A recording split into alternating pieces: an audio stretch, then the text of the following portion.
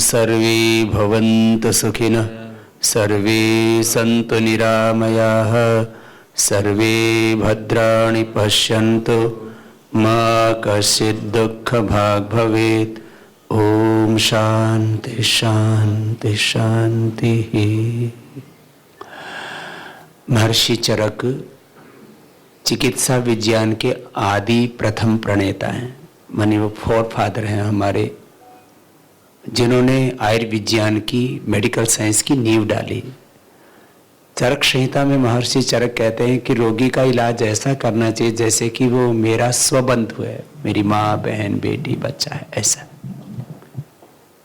जो महर्षि चरक ने कहा है उसको हमारे डॉक्टर सरीन करते हैं, माने रोगियों का इलाज ऐसे करते हैं कि ये मेरा ही बच्चा है, ये मेरा ही भाई है, ये मेरी ही बेटी है, ये मेरा ही बेटा है, ये कोई बुजुर्ग हैं तो ये मेरे ही माता पिता है।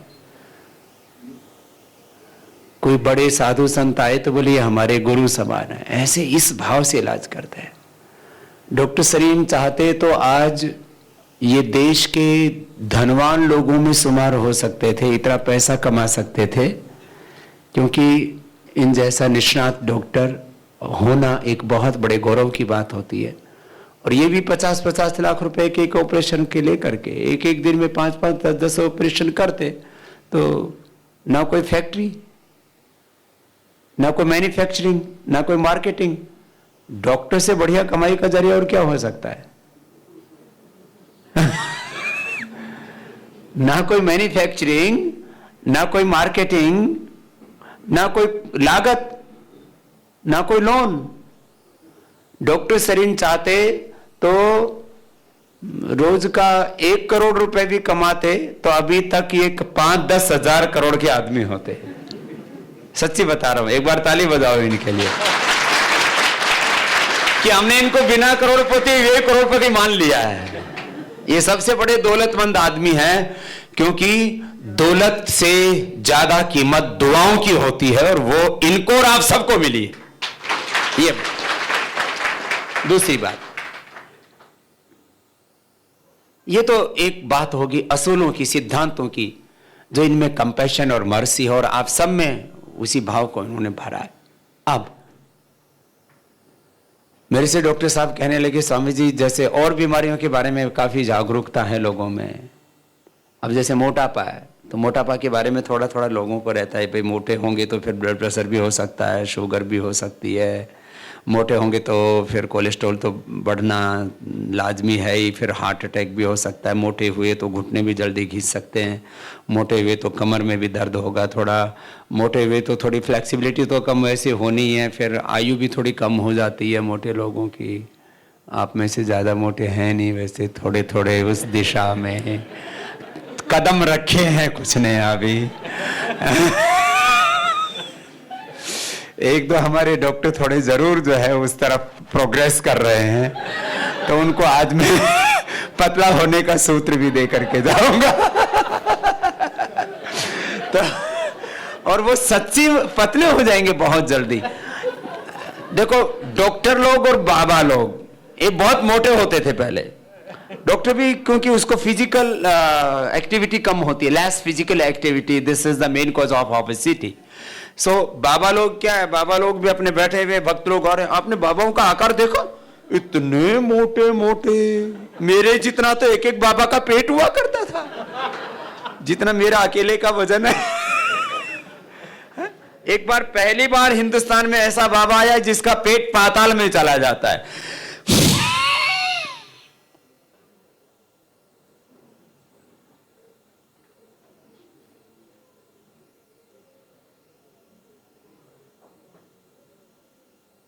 और घुमाए तो पूरा घूम जाए। देखो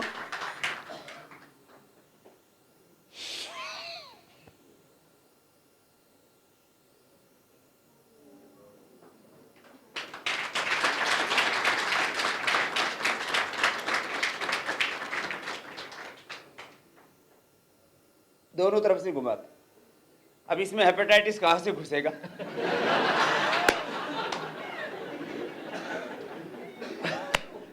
लीवर जब इतना मजबूत है आपका ठीक है, वो तो सावधानियां बरतनी पड़ेगी कि ब्लड से जो है वो ट्रांसफर ना हो गलत खून। और हमें तो जो प्राणायाम करता है ना, उसका हीमोग्लोबिन पता है कितना होता है? जो प्राणायाम करता है उसका हीमोग्लोबिन पुरुषों का 14 से 17 के बीच और बहनों का 13 से 15 के बीच रहता है। ये मैंने अपने पिछले 20 वर्षों का जो अनुभव किया वो आपसे कहा है। तो हमें किसी का ब्लड लेने की जरूरत नहीं। मैं हर साल 1 से 2 बार खुद रक्तदान करता हूं, रक्त लेता नहीं किसी का। ये आपको। और मेरा हीमोग्लोबिन पता है कितना रहता है? मेरा हीमोग्लोबिन रहता है 17.5। ऊपर भी नहीं जाता। कई बार तो घबरा जाते, बाबा ऊपर तो नहीं जाएगा। ये भी एक बीमारी होती है, ऊपर जाना भी। तो योग से एकदम परफेक्ट। और मैं काम कितनी देर करता हूं?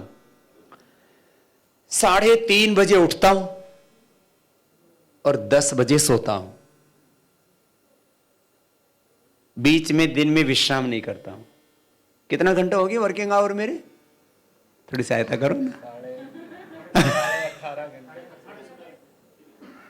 10 से 3:30 कितना हो गया? 5:30 तो 18.5 घंटे हो गए।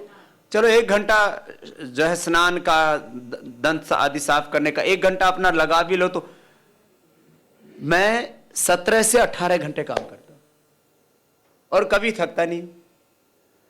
आज तो रात को मुझे 2 बज गए थे सोते सोते। किसी को लग रहा है कि मैं रात को जगा हूं? एकदम फिट हूं। और अभी तो योग करके दिखाऊंगा, तब आपको पता लगेगा कितना फिट हूं। अब आपको मैं बोल रहा था ओबेसिटी के बारे में थोड़ी सी अवेयरनेस है, डायबिटीज के बारे में थोड़ी अवेयरनेस है, बीपी के बारे में, डायबिटीज की कॉम्प्लिकेशन, शुगर की कॉम्प्लिकेशन, ओबेसिटी के कॉम्प्लिकेशन, थायराइड के कॉम्प्लिकेशन, थोड़ी इसमें अवेयरनेस है। हेपेटाइटिस के बारे में सच में 99% लोगों को नहीं पता है डॉक्टर साहब, 99%। तो जैसे यहां पर हेल्थ एजुकेशन एक बहुत बड़ा पार्ट है, उसकी जरूरत है, न्यूट्रिशन एजुकेशन की जरूरत है, डिजीज के प्रति अवेयरनेस की जरूरत है, उसमें सबसे ज्यादा जरूरत, जिसमें कम से कम लोग जिसको जानते हैं उसमें सबसे ज्यादा जरूरत है।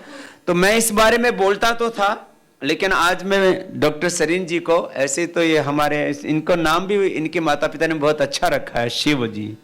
ये शिव भगवान है हमारे। तो शिवजी महाराज को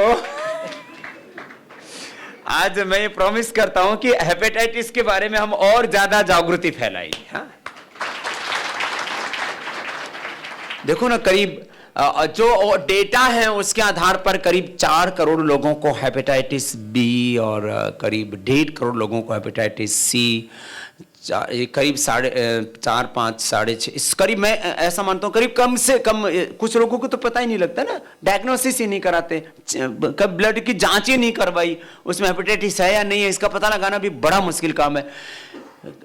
करीब 7 करोड़ लोगों को होगा। और जो हेपेटाइटिस से जो होने वाली मौतें हैं वो भी करीब 2 से 3 लाख लोगों की हर साल मौत होती है। और उसमें बच्चों से लेकर के, और जो है उसमें डॉक्टरों से लेकर के, साइंटिस्टों से लेकर के, प्रोफेसर से लेकर के, सेना के जवानों से लेकर के और किसानों तक सब सम्मिलित है। तो ये वास्तव में एक बहुत बड़ी चिंता का विषय है। और इलाज कितना महंगा। लीवर बहुत खराब हो जाए, बदलो तो 50 लाख से 1 करोड़ का खर्चा। हेपेटाइटिस सी के लिए दवाई 1 से 1.5 करोड़ रुपए का खर्चा। हेपेटाइटिस बी का तो जो है बस वैक्सीन आदि लगाते रहेंगे तो मेंटेन कर सकते। सभी डिजीज के बारे में जैसे कहा जाता है कि हम उनको कंट्रोल कर सकते हैं, मेंटेन कर सकते हैं, लेकिन उसको क्योर नहीं कर सकते। लेकिन मैं आपको एक इंटरेस्टिंग बात ये बताता हूं कि हमने सैकड़ों लोगों का तो डेटा कलेक्ट किया हुआ है, हजारों नहीं, कितना, सैकड़ों का तो मेरे पास है, हजारों ठीक किए, और सैकड़ों का तो डेटा है हमारे पास में जिनका आपको हेपेटाइटिस पहले बी था और अब क्योर हो चुका है। ये एक बड़ी बात कह रहा हूं। मैंने डॉक्टर साहब से पूछा आपके पास कितना डेटा है क्योर वालों का? समझे, क्योर वाला हम हेपेटाइटिस बी में नहीं कर पा रहे हैं।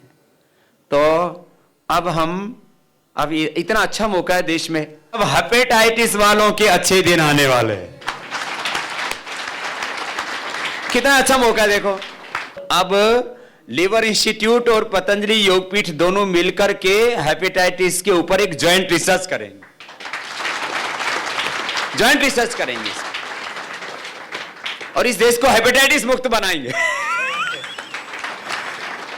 ये काम करेंगे और इसके तरीके बताता हूं। अब सुबह 6 बजे से लेकर के आज मैं शुरू कर दे रहा हूं और कल से काम चालू रहेगा, बंद नहीं होना चाहिए डॉक्टर साहब एक दिन भी।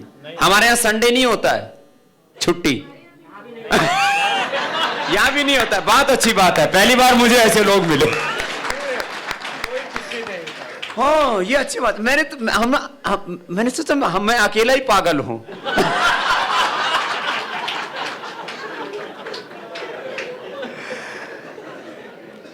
तो अब कल से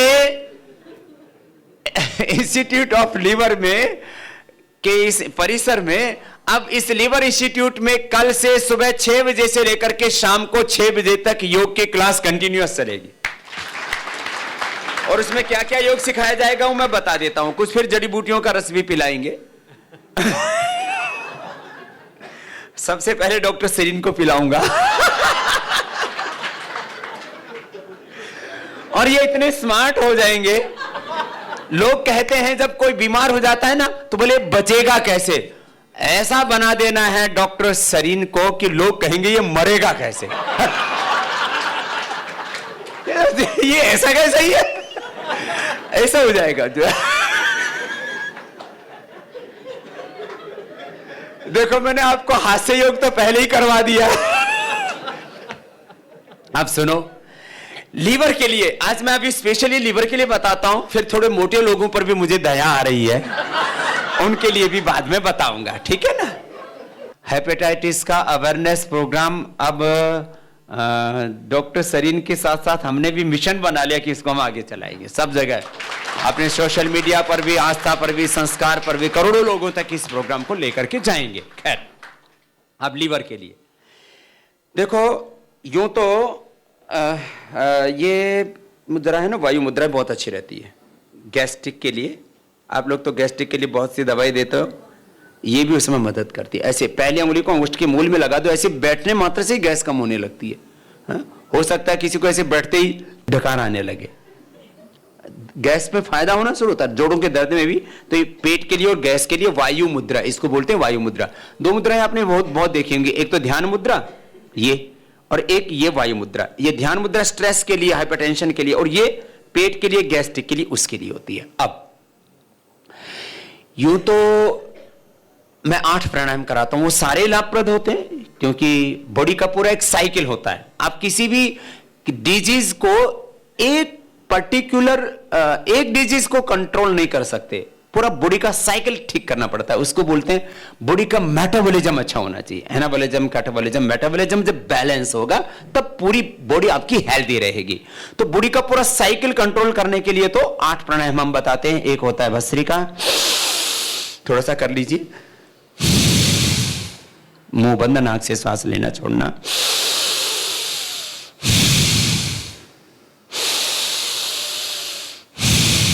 ये 2 से 5 मिनट करवा देते हैं, तो इससे पूरी बॉडी एनर्जाइज हो जाती है। एक एक सेल, टिश्यू, ऑर्गन से लेकर के पूरा सिस्टम एनर्जाइज हो जाता है इससे। एक तो ये हुआ। सेकंड, कपालभाति, जो लीवर के लिए रामबाण है, संजीवनी है। बाहर छोड़ना।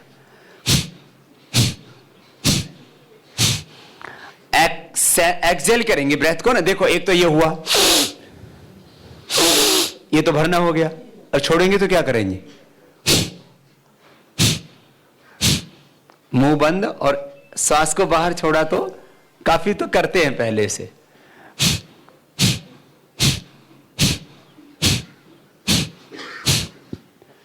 किसी का थोड़ा बहुत उल्टा पुल्टा होगा शुरू में, उससे कोई हानि नहीं है क्योंकि एक्सरसाइज तो हो ही रही है ना। तो राइट होगी तो देखो ये, इसमें पेट की ओर ध्यान नहीं देना, ब्रेथ को एक्सेल करने में ध्यान देना है। देखो जिसको लीवर की डिजीज है ना, उसको धीरे करना पड़ेगा, ज्यादा तेज करने से फिर उस पर थोड़ा सूजन आ सकता है। अब इसके फायदे क्या क्या हैं? इससे सबसे पहले फैटी लीवर अच्छा होगा। अभी डॉक्टर साहब मेरे से कह रहे थे, फैटी लीवर यदि लगातार चलता है तो ब्लड प्रेशर हो जाता है, फैटी लीवर लगातार चलेगा तो फिर शुगर भी हो जाता है, फैटी लीवर लगातार रहेगा तो कोलेस्ट्रॉल फिर बढ़ना ही है, क्योंकि लीवर के गड़बड़ होने से कोलेस्ट्रॉल बढ़ता है।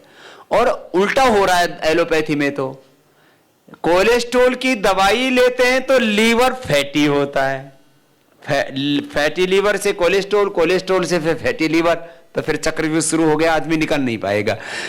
This is the solution, kapalbhati. इससे फैटी लीवर की प्रॉब्लम खत्म, तो BP, sugar, cholesterol, heart problem खत्म। और लीवर से ही स्किन डिजीज होते हैं डॉक्टर साहब, लीवर से स्किन डिजीज होते हैं। और इतना सामान्य स्किन डिजीज तो होते ही हैं, लिकोडर्मा का भी एक बड़ा कारण लीवर है। तो किसी ये लीवर के, तो ये अब देखो, इसका खाली लीवर की एक्सरसाइज नहीं हो रही है, इधर लीवर है, इधर उसके ऊपर उसकी पेनक्रियाज है, फिर गॉल ब्लैडर है, फिर अंदर किडनीज हैं, फिर आते हैं। डॉक्टर साहब बोलते हैं भाई तुम चलोगे तो आते चलेंगी। अब आंतों को तो हाथों पैरों की तरह नहीं चलाया जा सकता ना, तो जब चलते हैं तो उनको एक्सरसाइज मिलती है, चलते हैं तो उनको थोड़ा गति मिलती है। और गति से विज्ञान का सिद्धांत है, या आयुर्विज्ञान का, मेडिकल साइंस का भी ये फिलॉसफी है। गति से क्या पैदा होती है? शक्ति। अब आपके हाथों में गति नहीं है तो शक्ति नहीं होगी, आप एक्सरसाइज करेंगे तो क्या दे रहे हैं? शक्ति। अभी तो ये फिजियोथेरेपी वाले भी बड़े फेमस हो रहे हैं, अनाड़ी पने से एक्सरसाइज करने का नाम फिजियोथेरेपी, और सही तरीके से एक्सरसाइज करने का नाम योग।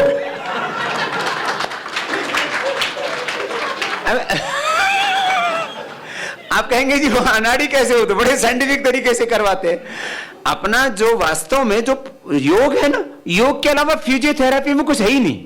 उसको जो है कुछ चीजों को जान गए। अब किसी फिजियोथेरेपी वाले के पास जाओ, उससे पूछो मुझे लीवर की एक्सरसाइज बताओ, बोले ये तो हमारे सिलेबस में ही नहीं है। तो क्योंकि उसको सिखाया ही नहीं गया ना अभी। मैंने कहा ना, अभी उसको अनाड़ीपना तो नहीं कहूंगा, अल्प, उनको अभी पूरा ज्ञान